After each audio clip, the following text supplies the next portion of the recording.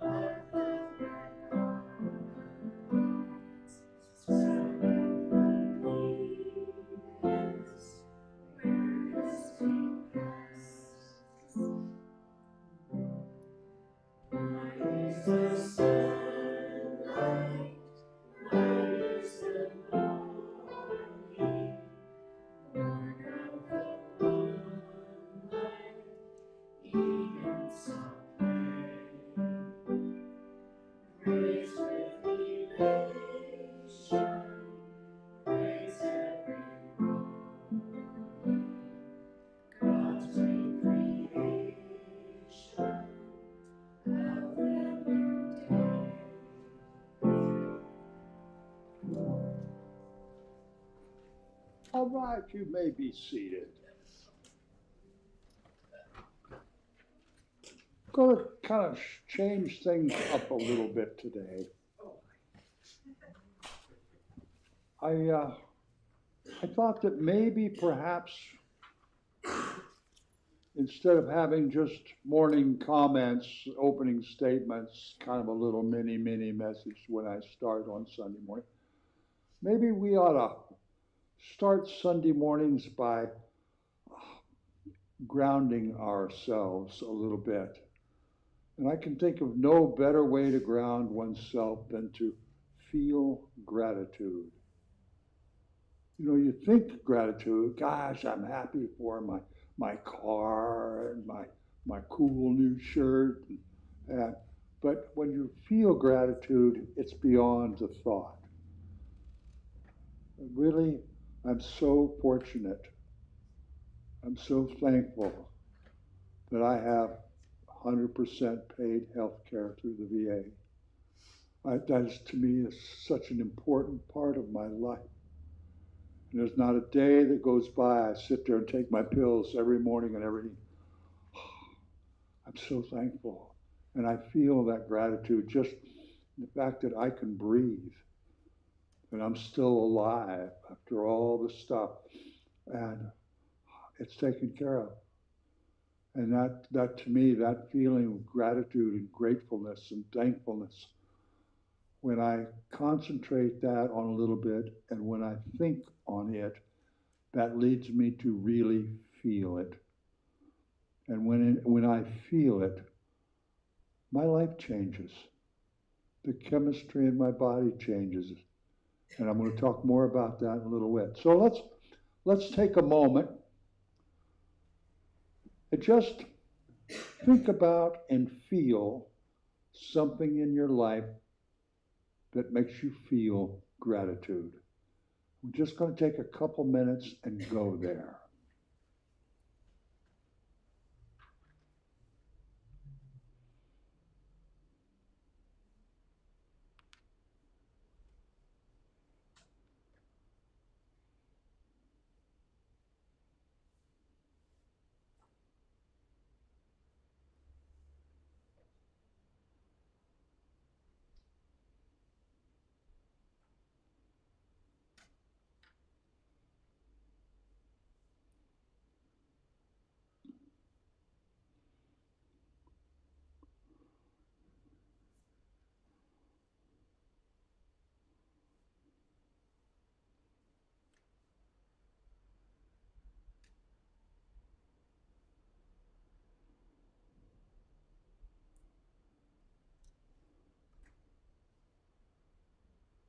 As we go through the chaos of life these days, please remember that anytime you choose, you can just stop and ground yourself to your true being by feeling gratitude. And so it is.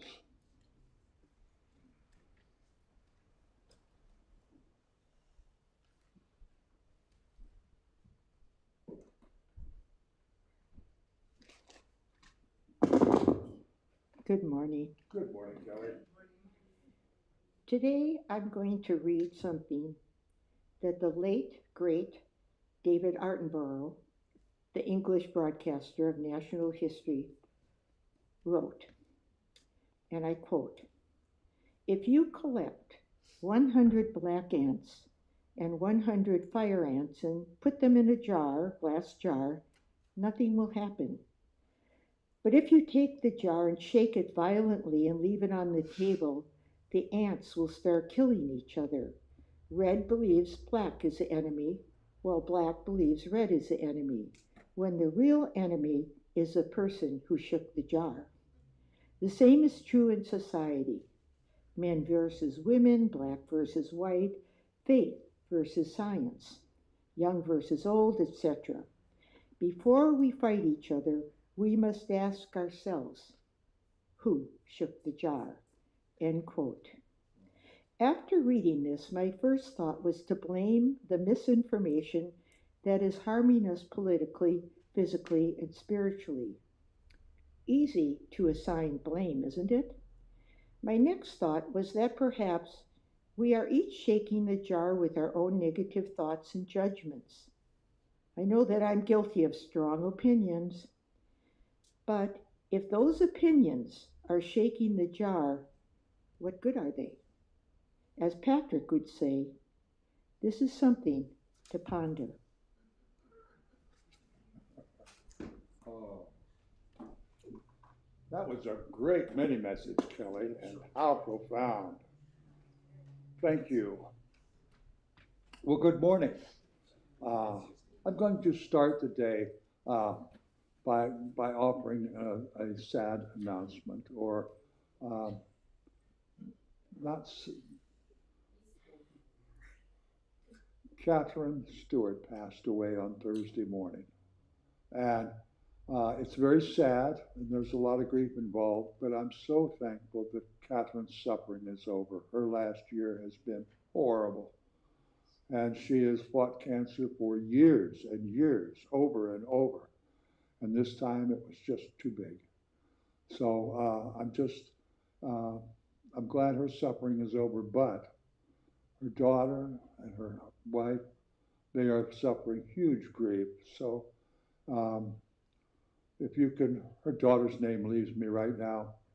Wallace and Kendra, if you could keep them in your thoughts and your prayers, they need some help getting through this tough time. So, Dick, do you have some announcements for us, please?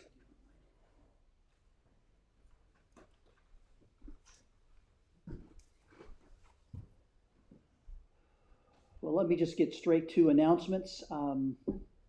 Next Sunday is Potluck Sunday, and so just if you're planning on attending, and I hope you are, plan on staying afterwards for our potluck time. It's always a great time to catch up on a lot of things, and even more so than we do. And for those visiting, we do have a fellowship time after every service, but next Sunday is, again, a potluck time and extended time together. April 3rd, which is Friday, is Ring Out Danger. That's coming up, just a reminder. And then on the 5th of April, and then we will be having, it's happened before, Pat showed me old bulletins, but we're having an Easter egg hunt on Easter. And for those of you that know Audrey, she usually sits right back there. She told me that she was not going to be able to be here today, but she's a young Sonoma State student, and Audrey has taken on the whole operation of the Easter egg hunt, and she told me yesterday that she's going to have everything all together for Easter, and this is not an Easter egg hunt just for kids. So all of you sitting here, you're not going to get out of this. All right, this is going to be a fun time after the Sunday service on Easter Sunday for all of us. So I just want you to be aware of that. It's wheelchair accessible. That's right. We'll do whatever it takes. Following week, the 4th of April is our cabaret, which is the first. 11. Did I say? You said 4th. Well, I meant April. April 4 and April are the same. April 11th, is our cabaret, and that's going to be from 5 to 7. And then on the 19th, you've noticed the sign out, the McCarty Historical Society. If you have not experienced this chicken barbecue, you need to do it at least once. It might be the only time you do it, but you need to do it at least once. So the sign is out there, details are there. Just make note of it. Thanks. Thank you, Dick. I'm sure the Historical Society will be quite pleased with your announcement of the old-time chicken barbecue. Hello, everybody. Did you all notice how shabby our church looks as you walked in this morning? Just paint all off the walls? Well, they did the pressure washing, and within a month, it's going to look like brand new money. So it's just, I'm so excited. It's getting off. It just the big bird has left the ground. So we'll see what happens. Next Saturday, I think they're going to have their first big work day of actual scraping and priming and doing all the things you do when you paint. I wouldn't know anything about that. I don't do that anymore. So anyway, I'm just tickled to death to see it all happening.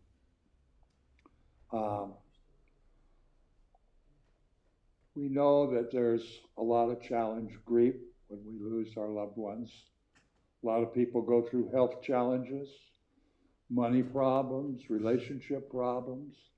And sometimes, like me, you just wake up cranky and nasty. And so let's send our light out this morning. Let's mention some names, put some names on this, the direction of where we're going to send our light and our love and our acceptance. Ilya and her family. Ilya and her family. Troy and his family. Tony. Marcus. Kira. Jade. Alice. Sabrena.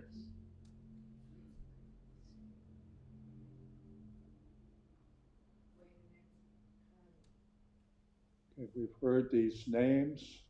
So let's take a moment and just send our light, that divine within us, out across the ethers and let it find its place to be.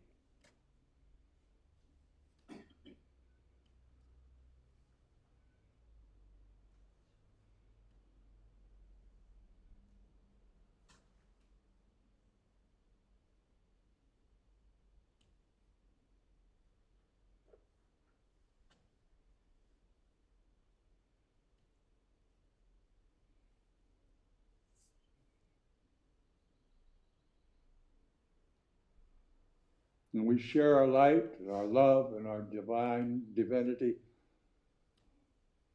to wherever it needs to be, knowing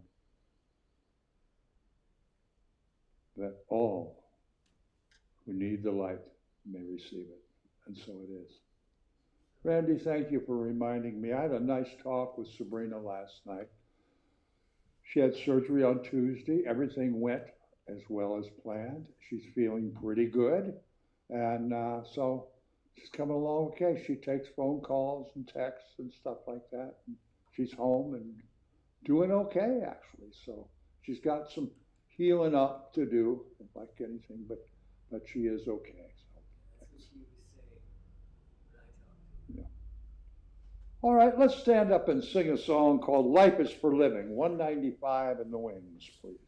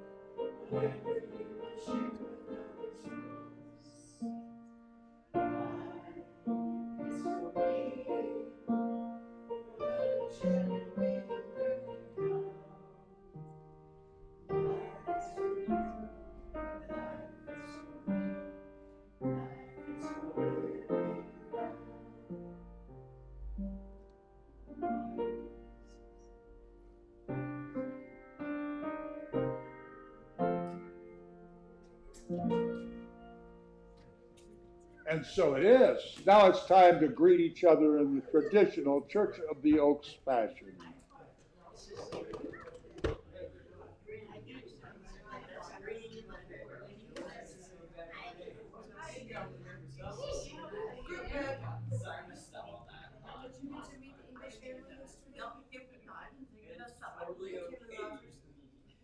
Roger's family.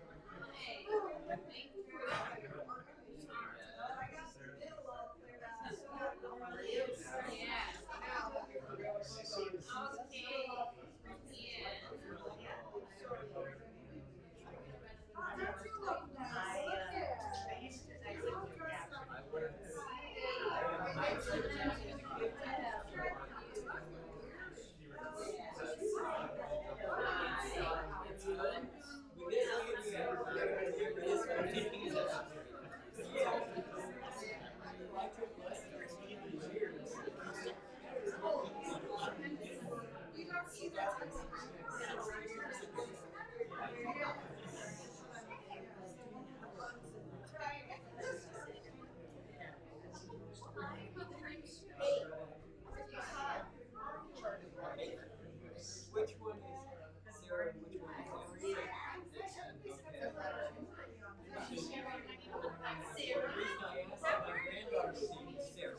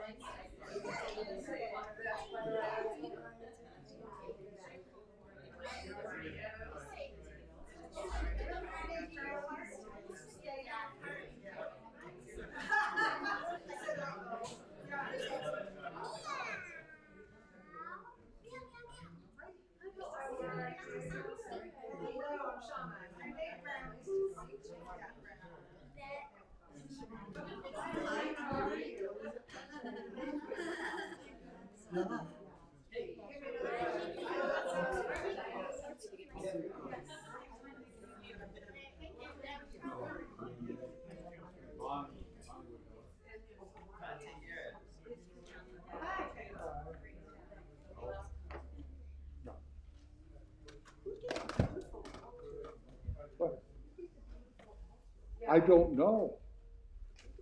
Somebody did the flowers. They're beautiful.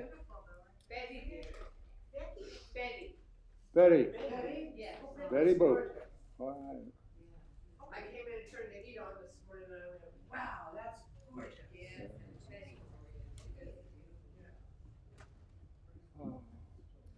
Well, I'm going to ask you to just look to the left and the right and behind and see who all's here.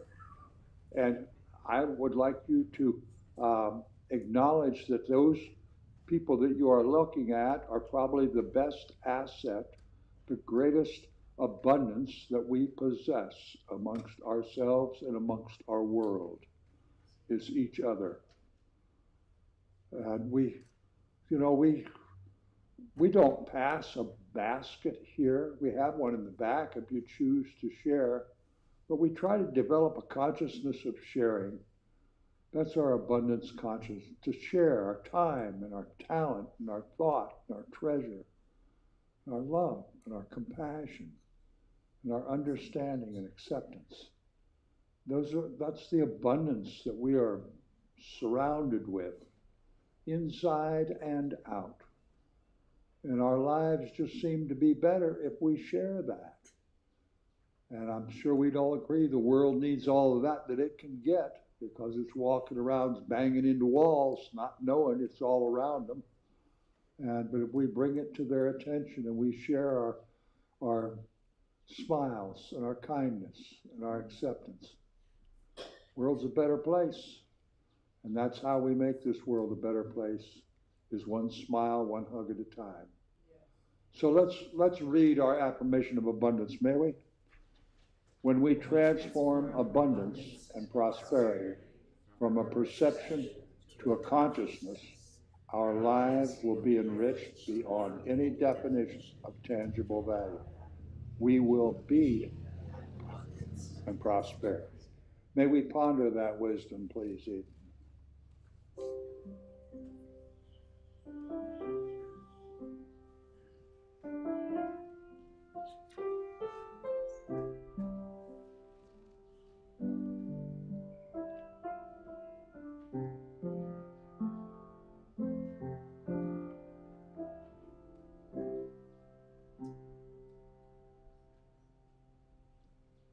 As we prepare for our meditation this morning, let's sing together Only Believe, number 152 in the Windsor Song.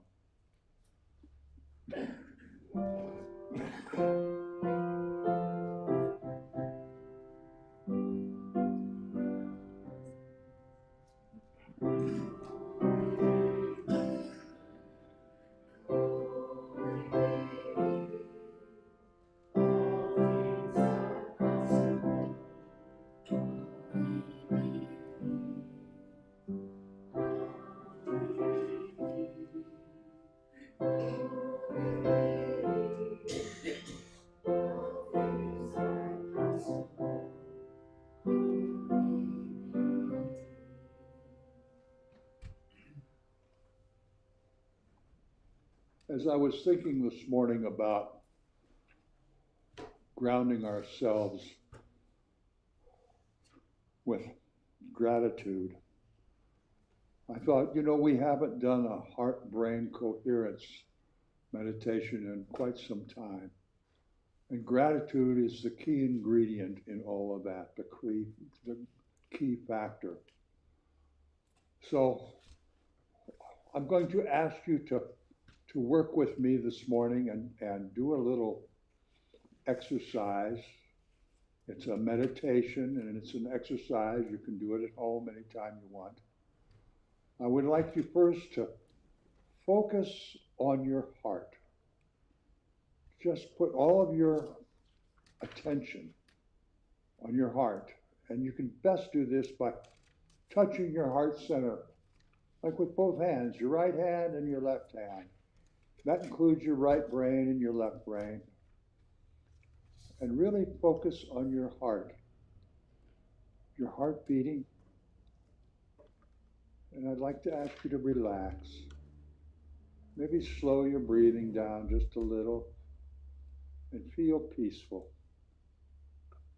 Just feel yourself totally safe, totally at peace. And then, like we started this morning, feel gratitude or love. Gratitude for anyone, for anything.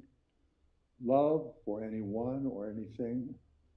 Whatever you choose. And just feel it. And slow down. No chaos. Try to focus totally on your heart and feeling gratitude or love.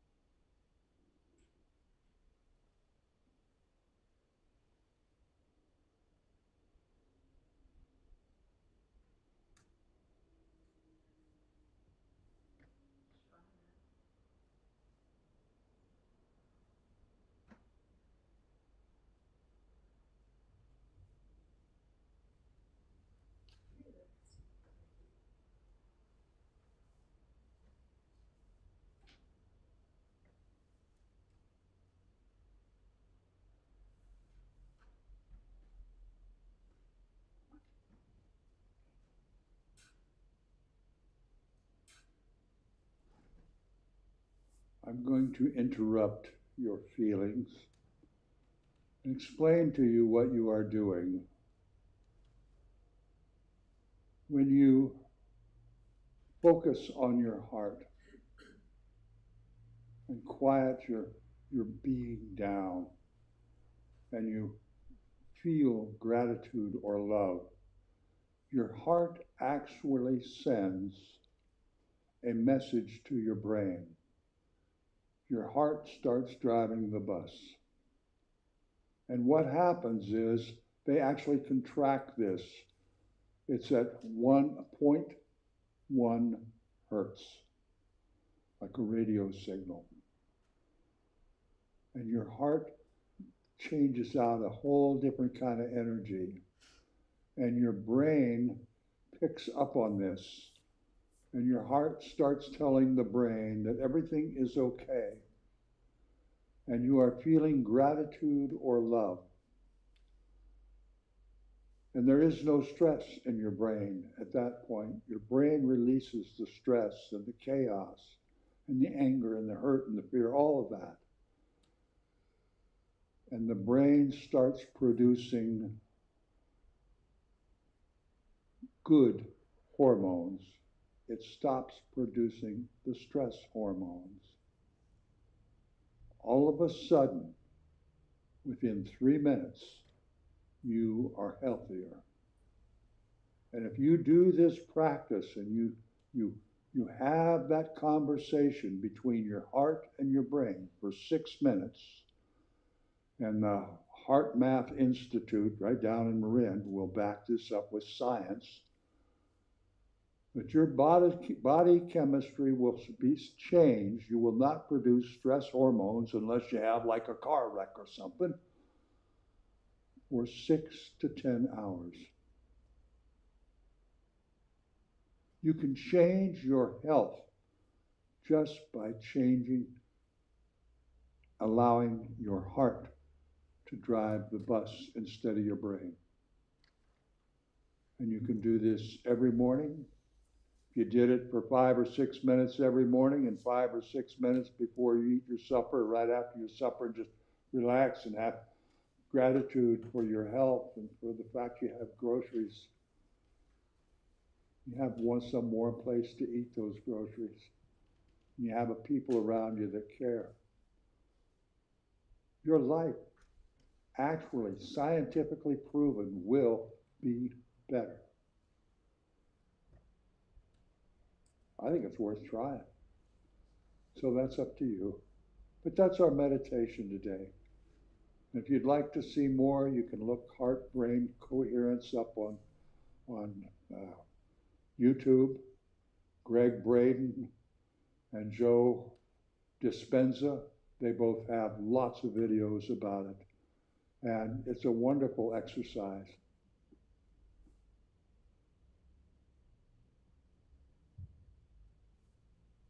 Anytime you choose, and so it is. This morning, I'd like to talk about kind of a dichotomy. You've heard me talk about releasing a lot of things that don't serve us well. One of those things that I've said 100 times is, can you just let go of trying to control everything? Trying to control for the purpose of achieving a specific outcome of everything. We get so frustrated because we can't control what Washington, D.C. is doing. We get so frustrated because we can't control what the neighbors put in their trash can. It smells so bad. We get so upset by things that we can't control, but we want to. We think it'd be better if we did. And if we could let go of that desire to control things that we don't have any need to control, but instead take control of the things that we should. How often do we let the television or the radio or some guy standing up in front of you on a Sunday morning tell you what to think or what to do? That should be your decision. No one should tell you what to think Thinking is your one freedom that only you can maintain and only you can keep or give away.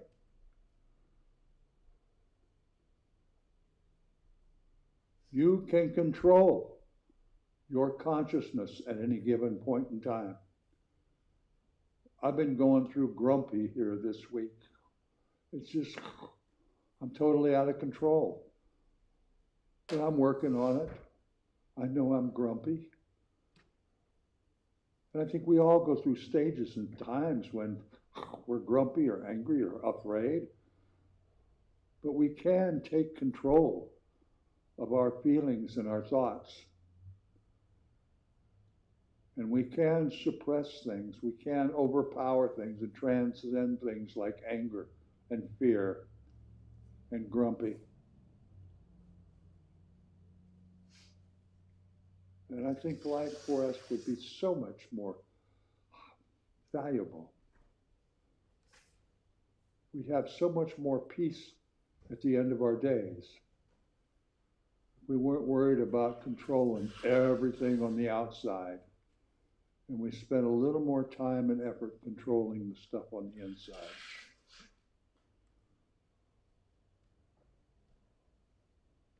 When I'm scouring through watching YouTube and stuff, I see all of these channels tell you what to think, tell you how you're supposed to feel, tell you what you're supposed to do, tell you the right way to do this and the right way to do that. Why should we take anybody's word for that? Why don't we figure it out for ourselves? Eden, if I told you I could spend 12 hours telling you how to play the piano, would you know anything about playing the piano? Would that have any? So why would you listen? We have to do things in life for ourselves. We have to make some decisions and own them. And I think the more we own and realize these outcomes that are based on our decisions, our choices, I think the outcomes might improve a bit. We used to have a thing here called Socrates Cafe, and Vivian and I were there one day, and I hope we don't forget where I'm going with this. But we were talking about. I just forgot where I was going. Anyway, we do get so intense about. We need to control this, and we need to. I'm a micromanager. I have always been a micromanager. It drives people crazy.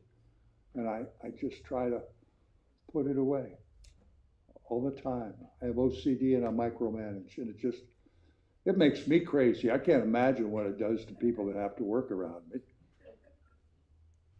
But ask my daughter, she can tell you. It's she has to have counseling probably.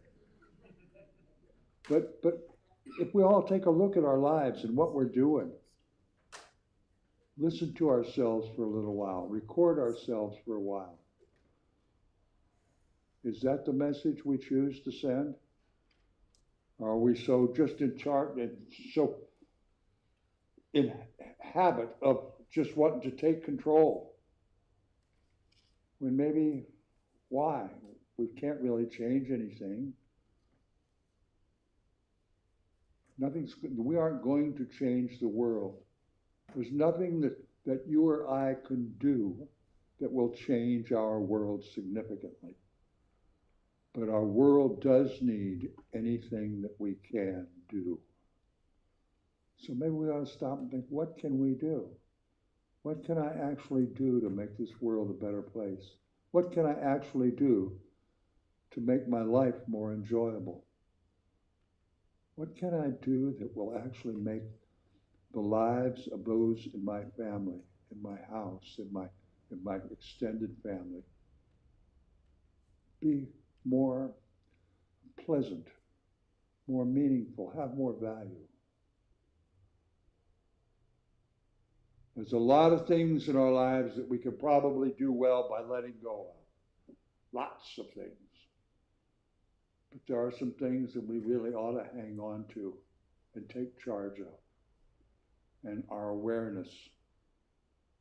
Be more mindful and aware. Every time a word comes out of your mouth, somebody hears it. And there's a ripple effect started. Every action, every smile or frown, somebody sees it and feels it.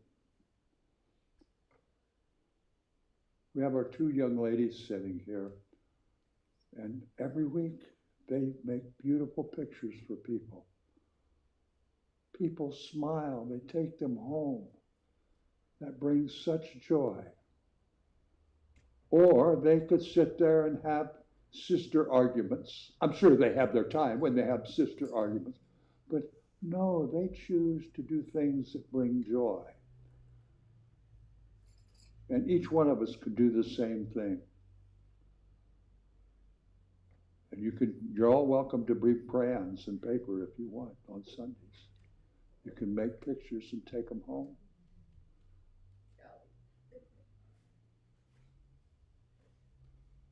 But my dear friends, the more time we spend being aware of what we're doing, what we're controlling, and what we don't need to control, I think our lives will turn out better.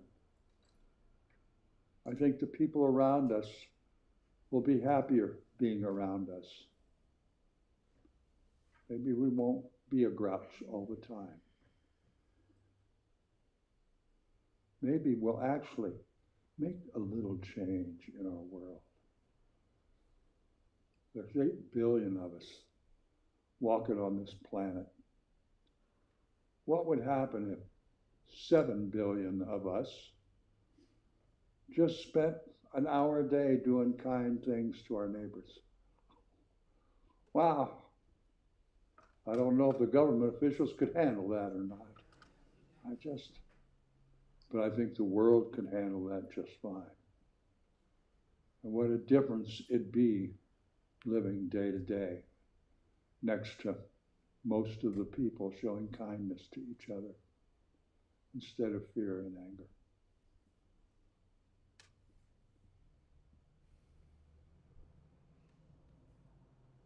When we're at peace in our heart, there's peace in our bodies. And there's peace in our pew. There's peace in our homes. And there's peace on this earth. So let's stand up and sing together. Let there be peace on earth. Let it begin with me. Let me be aware of what I can control, what little changes I can make, and how can I make this world a more peaceful world. And so it is. Please stand.